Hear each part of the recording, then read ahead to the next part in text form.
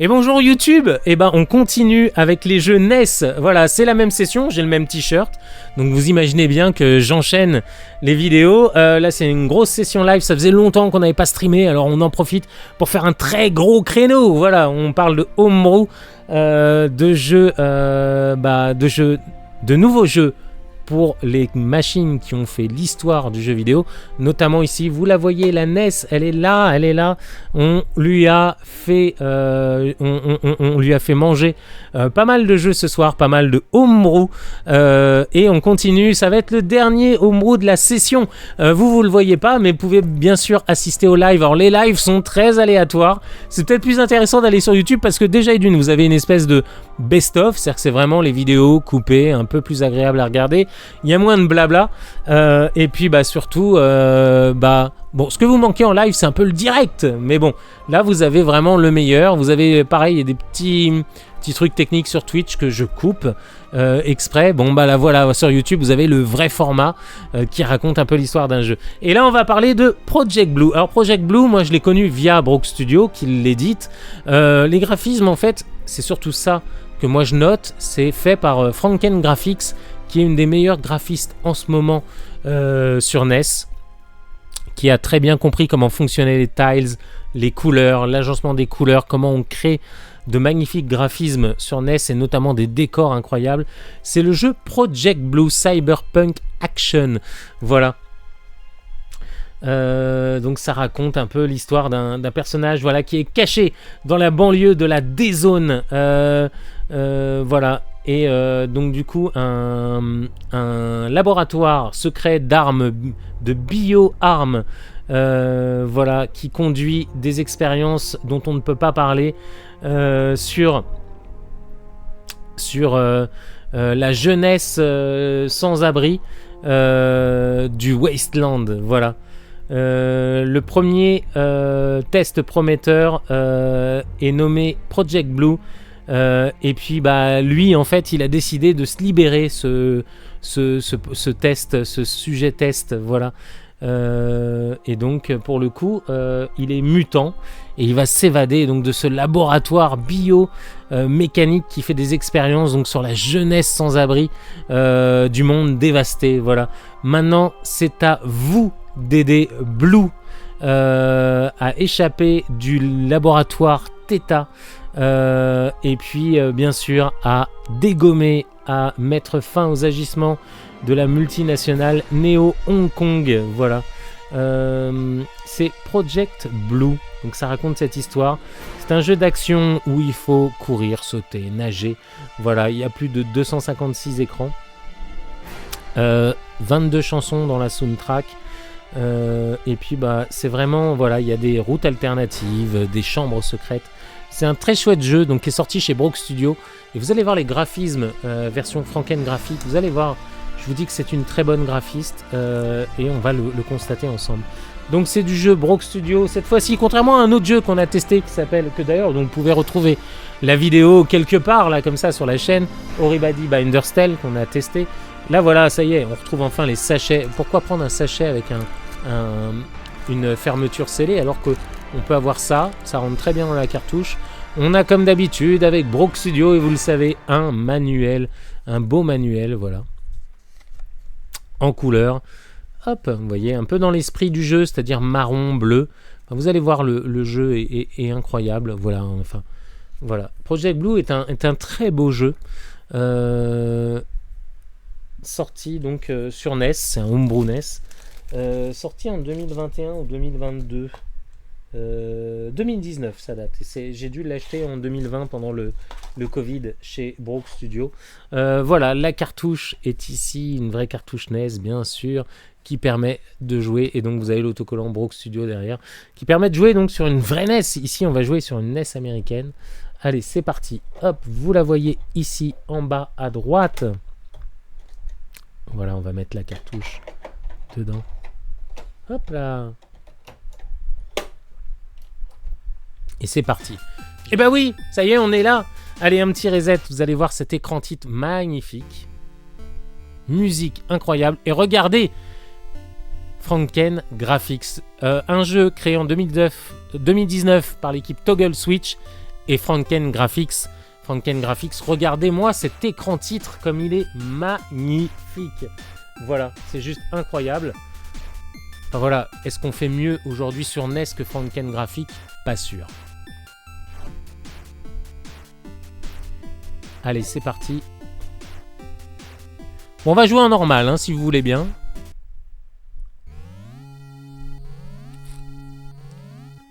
Voilà, c'est ces graphismes-là, Franken Graphics, une des meilleures graphistes qui agit en ce moment, donc sur la scène Homebrew NES.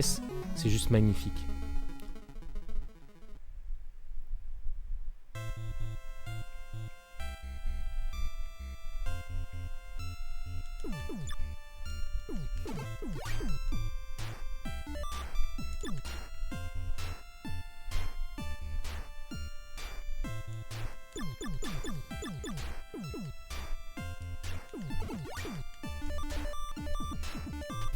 Donc on récupère des crédits probablement pour des améliorations. Ici c'est ma capsule.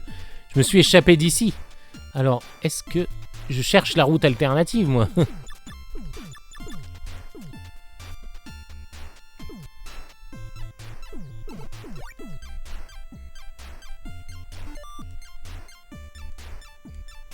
Ah du coup je viens de trouver quelque chose. Vous pouvez passer d'un écran à l'autre, mais du coup, vous servir d'une plateforme d'un écran pour aller... Vous voyez là? Vous voyez ce que je veux dire? Hop. Bon, on peut farmer, hein, mais bon. Donc du coup, je pense que c'est assez facile de récupérer les crédits. Ça y est, vous avez compris? Regardez-moi ces graphismes comme c'est beau.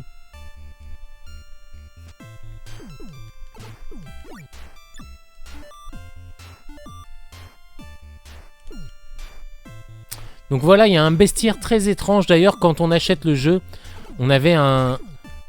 Je sais pas si c'est la campagne Kickstarter que j'avais faite, mais on avait un pins du plus bel effet. Donc c'est Franken Graphics qui le... Voilà. Et les créatures sont juste incroyables. Vous voyez ces espèces de robots volants complètement fous. Enfin, graphiquement, c'est incroyable. Il n'y a pas de... Ah mince! J'ai fait une petite accélération que j'aurais pas dû faire.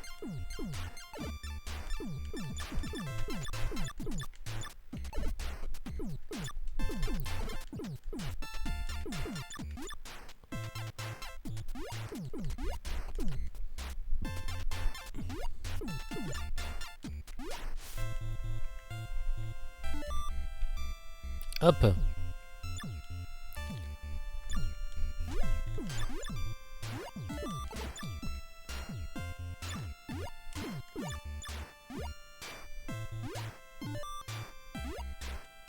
Récupère un peu d'énergie.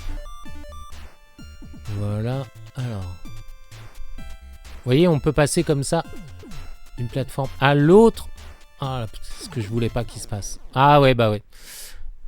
On peut pas se baisser en fait. C'est comme Megaman. On ne se baisse pas dans le jeu.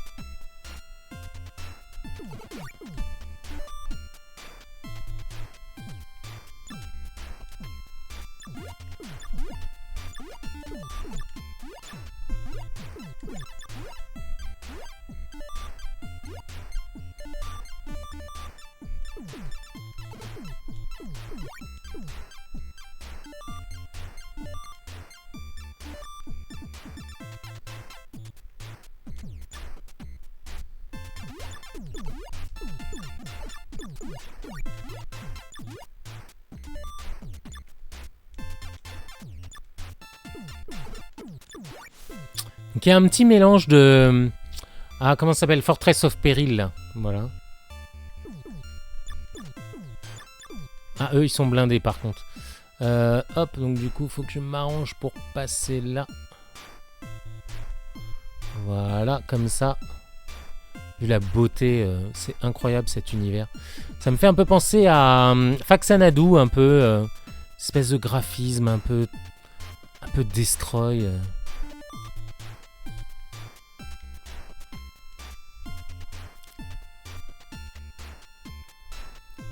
Compréhension de ce qu'est un graphisme NES. Enfin, c'est fou. Ça me fait penser aussi à Pinbot. Si vous connaissez ce jeu de flipper, alors, il y a beaucoup de gens qui ne l'aiment pas. Moi, je l'aime beaucoup pour le coup, Pinbot. C'est un excellent jeu de flipper. Au moins, j'ai pris les crédits. Hop. L'honneur est sauve. Allez, hop. Ah, j'avais pas vu les petits lasers. Alors, on va où? Est-ce qu'il y a quelque chose là?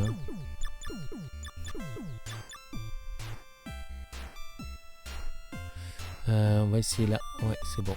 C'est ce que j'imaginais. Alors.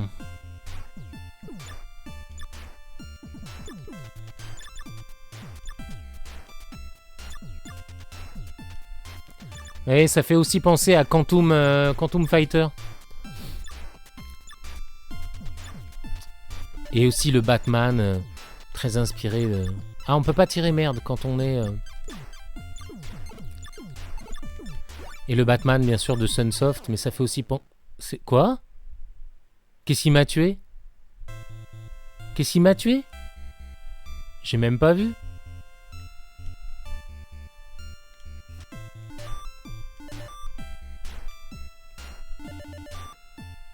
J'ai même pas vu ce qui m'a tué. Ah, ok, d'accord, je viens de voir.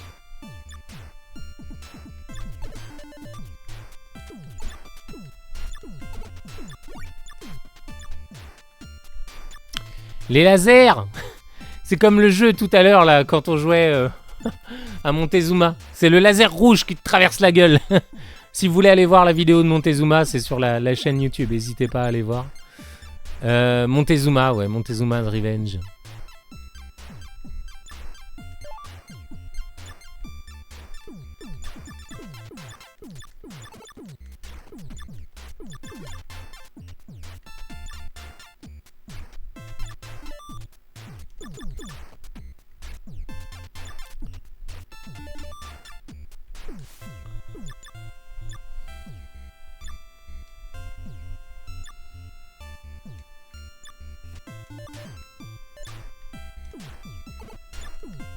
Ah, enfin, on a une vraie arme. Mais il est magnifique, ce jeu. Hop.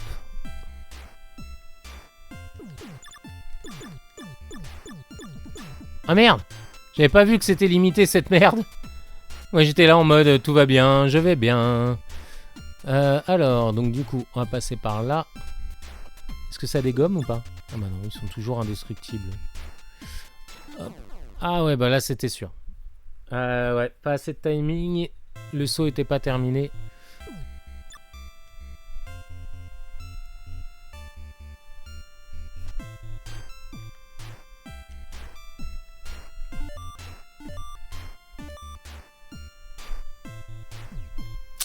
Ouais, Battle Kid, voilà, je cherchais le nom, Fortressa. Regardez comme c'est bien. Regardez, voilà, ça, il vient de libérer le tremplin.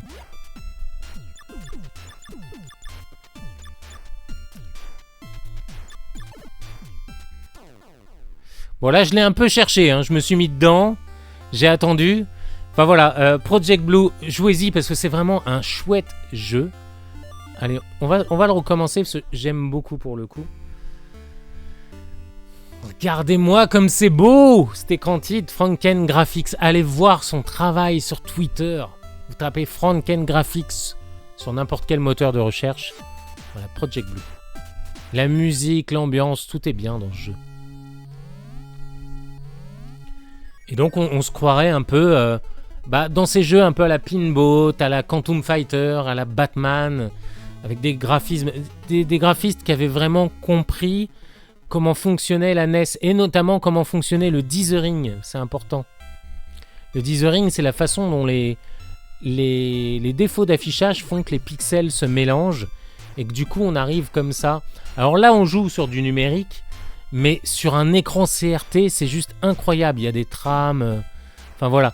Là, c'est vrai qu'on s'en rend pas compte. C'est un peu ça les limites du HDMI. C'est que du coup, on a un affichage qui est tellement pixel perfect que... Tiens, on va faire une expérience. Attendez, on va faire une expérience. Si je... J'ai un truc en log speed. Non, c'est pas ça. On va regarder. Il me semble qu'en post-production... Non. J'ai vu tout à l'heure un truc sharp. Pas sharp, mais smooth. Je crois que c'est vidéo ADC. Non, c'est pas ça. C'est pas ça non plus. C'est ça. Non, c'est pas ça. Alors, scaling crop, output. Non, c'est pas ça, surtout pas. Hop, sampling, medium, log speed. Non, c'est pas ça. Ah, je trouve plus. Ah voilà, regardez bien. C'est le filtre vertical. Et là, si je mets smooth... Vous voyez, un espèce de mélange comme ça de texture. On va essayer un peu comme ça, là, voir un peu ce que ça donne. Même si j'ai horreur de ça habituellement.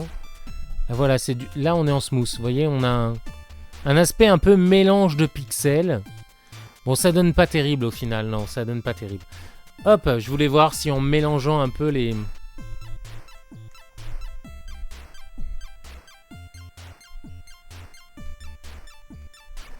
Hop là.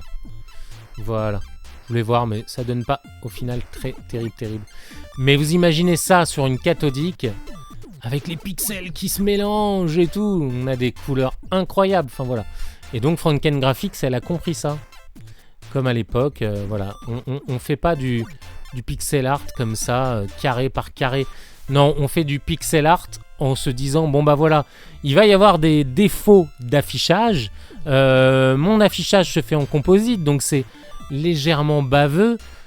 Et de prévoir comment les couleurs vont réagir les unes à côté des autres. Enfin voilà, c'est ça aussi. Il y a des jeux, par exemple, sur Sonic, sur Mega Drive, le jeu donne parfois mieux en composite, parce que par exemple, l'effet de fontaine d'eau marche mieux sur composite parce que les couleurs bavent, et du coup les couleurs se mélangent un peu. Alors que quand on joue en RGB, on voit des pixels bien clairs, bien nets. En HDMI, bon bien sûr c'est encore pire. Et donc, il y a cet effet de dithering, c'est-à-dire ce mélange des couleurs un peu qui ressemble à un défaut d'affichage. Hop.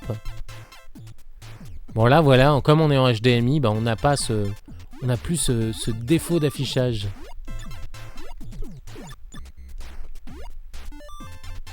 Mais Franken Graphics donc a compris ça, que les défauts d'affichage, ça permettait d'aller chercher quelque chose d'autre en termes de graphisme.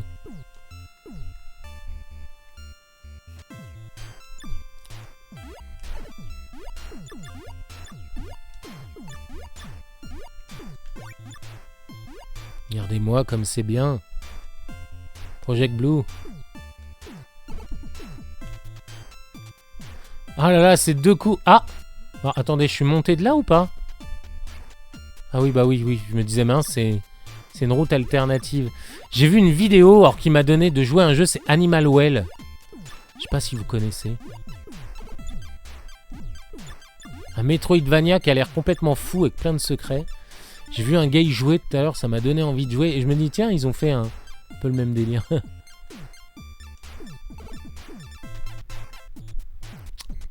Ah là là!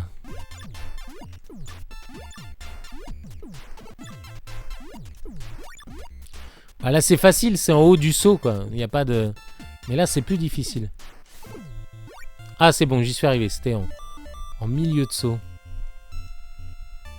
Hop. Ah! Bon c'est pas grave, je le refais.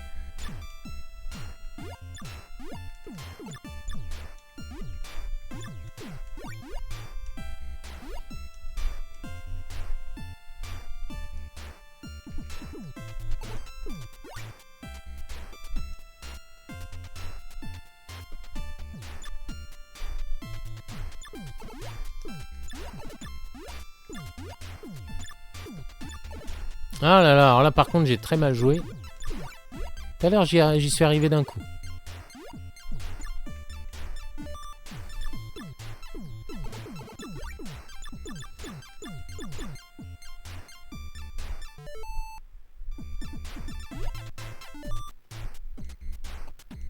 Hop.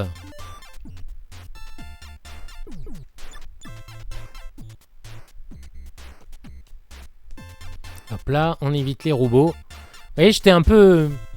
Hop, c'est le dernier jeu de la soirée, mais finalement, j'y prends un tel plaisir. Hop. Puis là, il y a une petite accélération dans le personnage qui est très bien gérée. Plus vous appuyez, plus votre personnage accélère. Vraiment sympa. Là, on va passer là. Ah, je l'avais oublié. En fait, en montant, je me dis merde, il est où le laser? Il est où le laser? Je cherchais mon repère et je l'ai pas trouvé. Et les repères, c'était ça là. C'était les points verts là sur la paroi. Voilà. Hop. Allez, on y retourne. Vous voyez, là, je sais pas, il y a une espèce de petite énigme. On voit un plan comme ça. On sait pas trop ce que c'est. Ça fait partie du lore, mais c'est très bien foutu.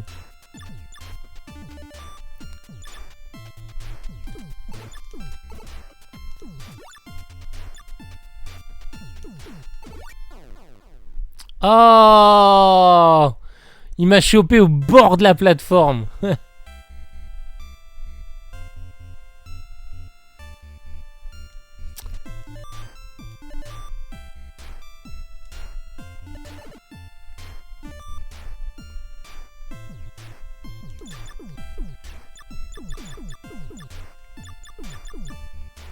En tout cas, bien plus intéressant artistiquement que Horibadi.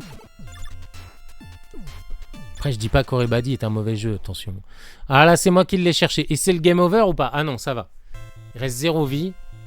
Mais bon, vous avez découvert un peu l'ambiance du jeu. C'est ça que je voulais vraiment vous montrer. Le travail de Franken Graphics, surtout. Franchement, Antoine, si t'as l'occasion...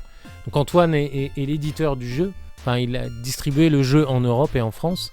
Si t'as l'occasion de la faire venir, enfin voilà, moi j'aurais 1 million de trucs à lui faire dédicacer. Hop.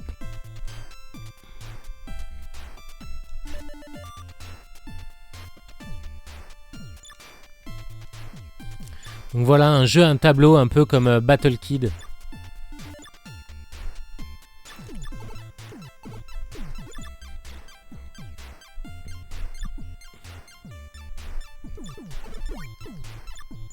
Si vous savez pas, allez voir sur internet Battle Kid. C'est vrai que c'est un peu le même style pour le coup. Vous voyez, hop. Hop. Alors, je sais pas pourquoi... C'est quoi ce truc là?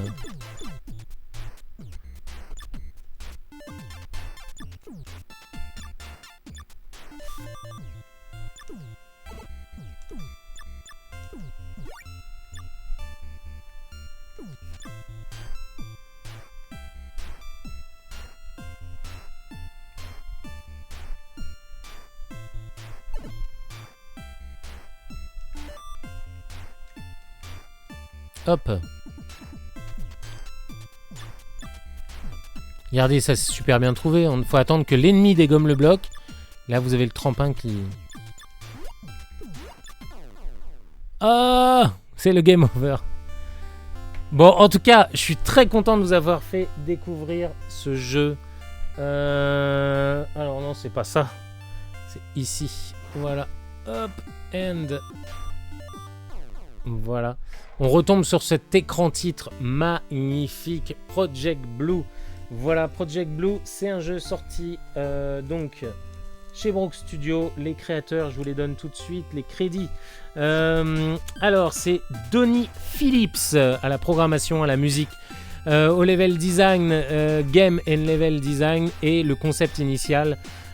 Hélène Larson, aka Franken Graphics. Donc Donny Phillips, c'est Toggle Switch. Hélène Larson, donc Franken Graphics, qui a son site internet frankengraphics.com.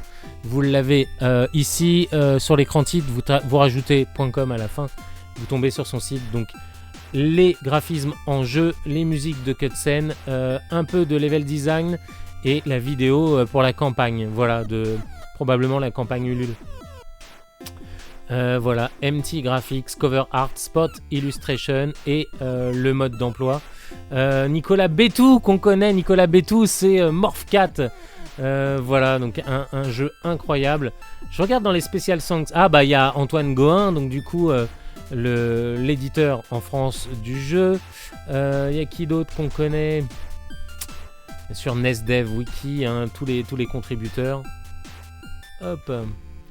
Et puis voilà les outils Family Tracker pour faire la musique. Mécène, donc un émulateur qui permet aussi de vérifier quand on programme. Voilà, NES Screen Tool qui permet de faire des graphismes incroyables. Et puis voilà quoi. Et écoutez, c'était franchement, hein, c'est un jeu qui a une touche artistique très prononcée. Sur NES, il n'y a pas que des homebrew un peu bourrins qui essayent de reproduire des choses qu'on a connues comme Megaman ou autre chose. Il y a aussi ce type de jeu, voilà, Project Blue, qui s'est inspiré de Battle Kid, un petit peu de Rockman, qui a un aspect un peu Metroidvania, avec 256 écrans. Voilà, c'est Project Blue, je voulais vraiment vous en parler. Un jeu incroyable, et le jeu est toujours disponible. Donc allez-y, Project Blue sur NES, c'est la vie, voilà. Hop, et en France, vous avez de la chance, c'est sorti chez Broke Studio, voilà. Project Blue Cyberpunk Action. Voilà, ça sera tout pour moi sur YouTube pour ces sessions. On va se retrouver bien sûr, j'aurai sûrement une autre tenue parce que ça sera plus la même session de test. Et puis en tout cas, c'était très cool. Et puis bien sûr, on se revoit très vite. Merci à vous, merci YouTube, c'était Project Blue. Regardez dans la description, vous avez tout. Si vous aimez, parlez-en autour de vous. Si vous aimez les vidéos, si vous aimez un peu la façon dont c'est tourné, le décor et tout ça, n'hésitez pas. Voilà, c'était Peter, Retro Beard Gamer. Et puis bien sûr, on revient très vite. Et à très vite, et à très vite, et à très vite. Allez, salut YouTube, bye bye, ciao.